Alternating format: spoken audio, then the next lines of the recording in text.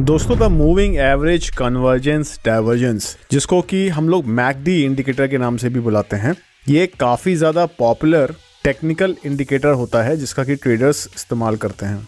और दोस्तों हमें इस इंडिकेटर की मदद से जो सिग्नल्स मिलते हैं वो और किसी इंडिकेटर के कंपैरिजन में काफ़ी ज़्यादा एक्यूरेट होते हैं और यहाँ पर फॉल्स सिग्नल्स मिलने की जो चांसेस हैं वो काफ़ी ज़्यादा कम हो जाती हैं। यही वजह है कि मैकडी इंडिकेटर को लोग दूसरे इंडिकेटर जैसे कि RSI, जो कि अनदर मोमेंटम ऑसिलेटर होता है, तो ऐसे इंडिकेटर्स के कंपैरिजन में लोग मैकडी इंडिकेटर को इस्तेमाल करना ज़्यादा प्रेफर करते हैं। तो चलिए वीडियो की शुरुआत करते हैं।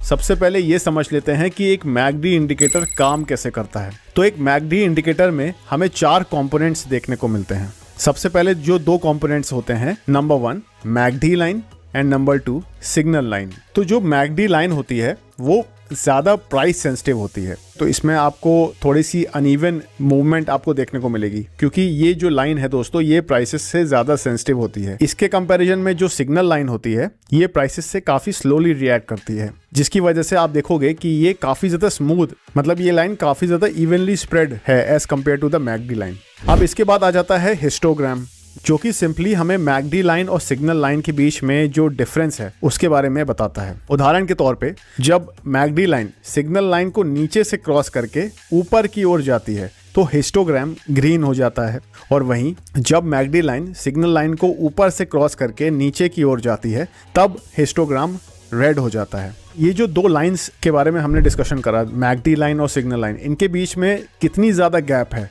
इसका भी हिस्टोग्राम के ऊपर एक असर पड़ता है।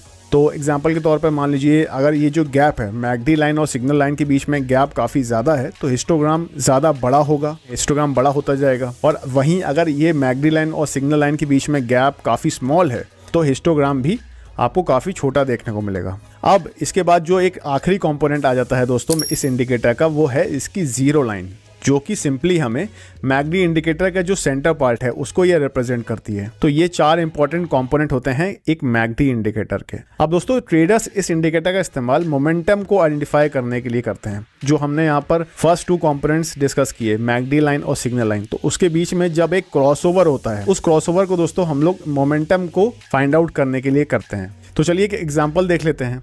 अगर मैकडी लाइन सिग्नल लाइन को नीचे से क्रॉस करके ऊपर की ओर जाती है तो ये इंडिकेट करता है कि मार्केट में हमें एक अप ट्रेंड देखने को मिल रहा है। सिमिलरली अगर मैकडी लाइन सिग्नल लाइन को ऊपर से क्रॉस करके नीचे की ओर जाती है तो ये इंडिकेट करेगा कि मार्केट में हमें एक डाउनवर्ड ट्रेंड देखने को मिल रहा है। ट्रेडर्स यहाँ पर हिस्टोग्राम के साइज का भी इस्तेमाल कर सकते हैं ये पता करने के लिए कि किसी जो आपको कोई ट्रेंड देखने को मिल रहा है मार्केट में उसमें स्ट्रेंथ है या फिर नहीं। तो फॉर एग्जांपल अगर मान लीजिए मैकडी सिग्नल लाइन को क्रॉस करके ऊपर की ओर जाती है और हिस्टोग्राम भी यहाँ पर ग्रीन बार्स बना के लगातार एक्सपैंड हो रहा है, तो इसका मतलब ये हुआ कि प्राइसेस एक अप ट्रेंड में हैं। और ये जो अप ट्रेंड आप देख रहे हो इसमें जो स्ट्रेंथ है, इसमें जो मोमेंटम है वो काफ़ी ज़्यादा स्ट्रॉन्ग है। लेकिन इसके कंपैरिजन में मान लीजिए मैकडी लाइन तो सिग्नल लाइन को क्रॉस करके ऊपर की ओर क्रॉस करती है, मतलब हमें एक पॉजिटिव बुलिश क्रॉसओवर मिलता है, लेकिन हिस्टोग्राम यहाँ पर आपको श्रिंक होते हुए देखने को मिल रहा है।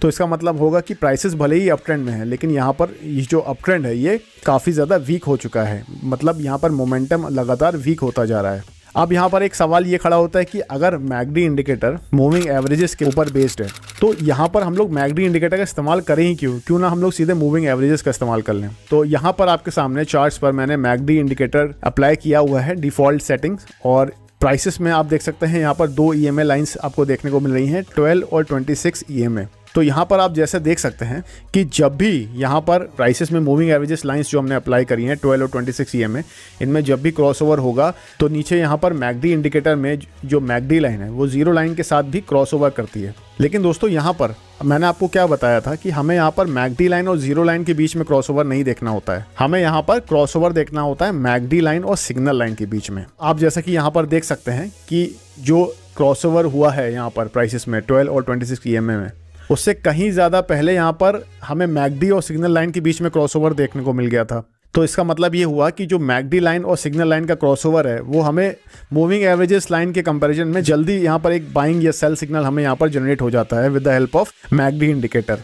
अब दोस्तों बात कर लेते हैं कुछ सीक्रेट ट्रेडिंग स्ट्रैटेजीज के बारे में जिसको कि आप मैकडी इंडिकेटर के साथ इस्तेमाल कर सकते हैं। सबसे पहले एक जो कॉमन मिस्टेक है, जो कि खास तौर पे अगर हम बिगिनर ट्रेडर्स की बात करते हैं, तो एक सबसे ज़्यादा कॉमन मिस्टेक वो ये करते हैं, वो सोलली मैकडी इंडिकेटर के बेसिस पर ट्रेड ले लेते हैं। तो यहाँ पर आप देख सकते हैं कि ओवरऑल मार्केट एक डाउन ट्रेंड में है और मैकडी लाइन यहाँ पर किस तरीके से बिहेव कर रही है। मैकडी लाइन यहाँ पर सिग्नल लाइन को क्रॉस करके ऊपर की ओर जा रही है। तो आप देख सकते हैं कि यहाँ पर जो सिग्नल्स हमें मिल रहे हैं वो कॉन्ट्राडिक्टिंग है, मतलब हमें यहाँ पर क्लियर सिग्नल नहीं मिल पा रहा है मैकडी इंडिकेटर की मदद से। मैकडी इंडिकेटर यहाँ पर एक बुलिश मोमेंटम की ओर संकेत दे रहा है, लेकिन मार्केट एक डाउन ट्रेंड में है। क्योंकि दोस्तों जो मैकडी इंडिकेटर होता है वो आपको शॉर्ट टर्म मोमेंटम के बारे में बताता है। तो हो सकता है कि शॉर्ट टर्म में, एक्सट्रीमली शॉर्ट टाइम फ्रेम पर कोई स्टॉक या फिर इंडेक्स एक अप ट्रेंड में हो, लेकिन जो उसका लॉन्ग टर्म ट्रेंड होगा एक बेयरिश ट्रेंड हो सकता है, एक डाउन ट्रेंड में हो सकती है प्राइसेस। हमें हमेशा यहाँ पर ये कोशिश करनी चाहिए कि जब भी हम ट्रेड लें तो हम लॉन्ग टर्म ट्रेंड के अगेंस्ट में जाकर ट्रेड ना लें। तो इसीलिए दोस्तों हम लोग सिर्फ मैकडी इंडिकेटर के बेसिस पर ट्रेड नहीं ले सकते। अब यहाँ पर एक सिंपल लेकिन एक हाई विन रेट वाली ट्रेडिंग स्ट्रेटेजी ये हो सकती है, मैकडी इंडिकेटर को किसी लॉन्ग टर्म इंडिकेटर जैसे कि 100 एक्सपोनेंशियल मूविंग एवरेज के साथ कॉम्बिनेशन में इस्तेमाल करें और इस तरीके से वो मैकडी इंडिकेटर को सेफली यहाँ पर ट्रेड कर सकते हैं। तो इस स्ट्रेटजी को कैसे ट्रेड करना है चलिए समझ लेते हैं। सबसे पहले फर्स्ट स्टेप ये होगा कि आपको लॉन्ग टर्म ट्रेंड को आइडेंटिफाई करना होगा 100 EMA को देखकर। अगर मान लीजिए प्राइसेस 100 EMA के ऊपर ट्रेड कर रही हैं तो ये इंडिकेट करता है कि प्राइसेस में जो लॉन्ग टर्म ट्रेंड है वो हमें बुलिश देखने को मिल रहा है, तभी प्राइसेस 100 EMA लाइन के ऊपर ट्रेड कर रही हैं। और अगर मान लीजिए इसके कंपैरिजन में प्राइसेस 100 EMA के नीचे ट्रेड कर रही हैं, इसका मतलब होगा कि जो लॉन्ग टर्म ट्रेंड है वो बेयरिश है, यानी डाउन ट्रेंड में है प्राइसेस। तो एक बार आपने जब लॉन्ग टर्म ट्रेंड को आइडेंटिफाई कर लिया, उसके बाद जो दूसरा आपका स्टेप होगा वो ये होगा कि आपको क्रॉसओवर्स को ढूंढना होगा। मैकडी और सिग्नल लाइन के बीच में जो क्रॉसओवर्स हमने डिस्कस करे, उन क्रॉसओवर्स को आपको ढूंढना होगा जो कि आपको लॉन्ग टर्म ट्रेंड के अकॉर्डिंग सिग्नल दे। तो इस एग्जांपल में आप देख सकते हैं कि जो लॉन्ग टर्म ट्रेंड है अप ट्रेंड में है प्राइसेस, तो इसका मतलब होगा कि हम लोग मैकडी सिग्नल को सिर्फ तभी कंसीडर करेंगे जब एक बुलिश क्रॉसओवर देखने को मिलता है। यहाँ पर आप देख सकते हैं ऐसा होता है। इस जगह पर हम एक लॉन्ग पोजीशन में एंटर कर सकते थे और जो हमारी एग्जिट स्ट्रेटेजी है वो क्या होगी, नियरेस्ट स्विंग लो पॉइंट के नीचे अपने स्टॉप लॉसेस को हम लोग यहाँ पर सेट कर सकते हैं और जो हमारे प्रॉफिट टारगेट होंगे वो हमारा जो टोटल स्टॉप लॉस है उसका मिनिमम 1.5 टाइम्स वैल्यू को हम ऐसा अपना मिनिमम प्रॉफिट टारगेट लेकर यहाँ पर चल सकते हैं।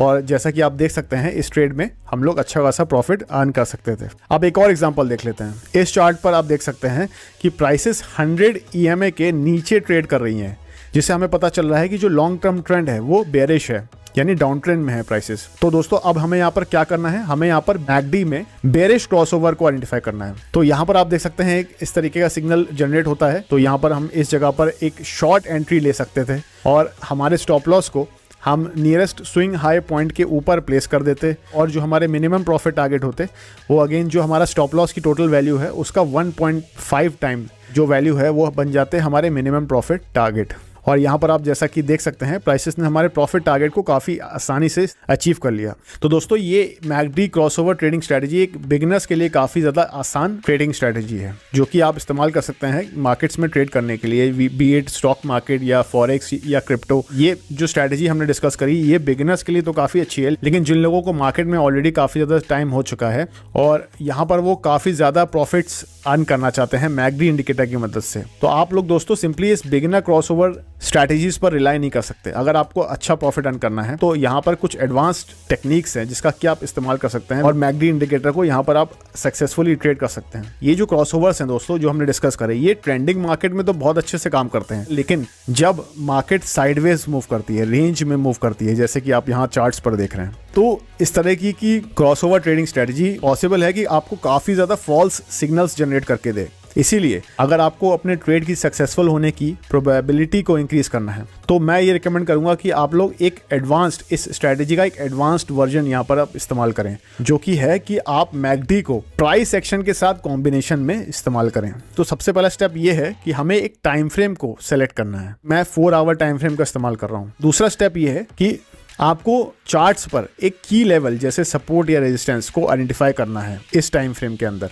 वो आप ऐसे करेंगे कि जैसे मान लीजिए यहाँ पर प्राइसेस इस जगह से लेकर ऊपर यहाँ तक के लिए ऊपर गई और यहाँ से हिट किया प्राइसेस ने और रिवर्स कर गई नीचे की तरफ, तो इससे हमें हमारा की लेवल रेजिस्टेंस मिल गया। उसके बाद जो हमारा थर्ड स्टेप है वो ये है कि हमें वेट करना है कि प्राइसेस फिर से इसी की लेवल रेजिस्टेंस को अप्रोच करें और जब ये होता है तो हम यहाँ पर एक्सपेक्ट करेंगे कि प्राइसेस दोबारा से यहाँ से रिवर्स करेंगी और नीचे की ओर फॉल करेंगी। लेकिन दोस्तों प्राइसेस सिर्फ अगर एक की लेवल को रिटेस्ट कर रही हैं, इसका मतलब ये कोई गारंटी हमें नहीं देता कि प्राइसेस यहाँ से इसको रिटेस्ट करके यहाँ पर कुछ रिएक्शन देंगी, क्योंकि दोस्तों की लेवल्स किसी तरीके का कोई मैजिक लेवल नहीं होता है। कई बार ऐसा होता है दोस्तों कि प्राइसेस इन लेवल्स को काफी इजीली ब्रेक भी कर देती हैं। तो इसीलिए दोस्तों हम लोग यहाँ पर एक्स्ट्रा कंफर्मेशंस का इस्तेमाल करते हैं। तो इसको कंफर्म करने के लिए हम लोग इंडिकेटर्स की हेल्प ले सकते हैं और यहाँ पर मैकडी इंडिकेटर काफी ज्यादा यूजफुल रहता है। अब दोस्तों यहाँ पर ज्यादातर ट्रेडर्स क्या करेंगे, वो यहाँ पर मैकडी इंडिकेटर में एक बेरिश क्रॉसओवर का वेट करेंगे ताकि वो यहाँ पर एक शॉर्ट पोजीशन ले सकें। लेकिन यहाँ पर आप देखोगे कि जब तक हमें मैकडी में क्रॉसओवर मिलता है तब तक प्राइसेस ऑलरेडी काफी ज्यादा नीचे फॉल कर चुकी होती हैं। तो यहाँ पर एक सीक्रेट ट्रिक मैं आपको बताता हूँ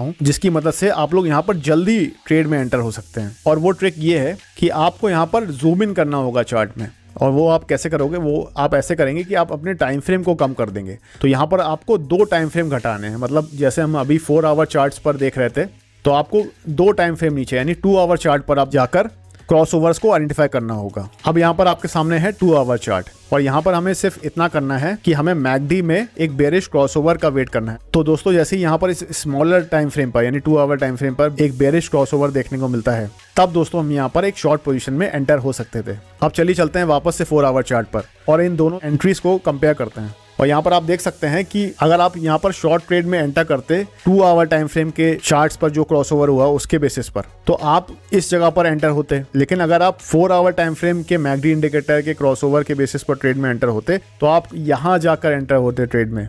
हालांकि दोस्तों यहाँ पर दोनों ही टाइम फ्रेम्स पर जो हमें एंट्रीज मिली हैं मैकडी क्रॉसओवर से, उन दोनों ही एंट्री से हमें प्रॉफिट होता, लेकिन जो स्मॉलर टाइम फ्रेम पर क्रॉसओवर हुआ उससे हमें जल्दी ट्रेड में एंट्री मिल जाती है। अब दोस्तों एक बुलिश सिनेरियो में कैसे हम स्ट्रेटेजी को ट्रेड कर सकते हैं ये समझ लेते हैं एक और एग्जांपल की मदद से। तो यहाँ पर दोस्तों हमने एक 2 आवर टाइम फ्रेम वाला चार्ट ओपन कर लिया है। अपने लेफ्ट हैंड साइड पर आप देख सकते हैं कि पहले प्राइसेस नीचे जाती हैं, इस एरिया से प्राइसेस ऊपर की ओर रिवर्स कर जाती हैं। तो ये जो पॉइंट है ये बन जाता है हमारा की लेवल सपोर्ट।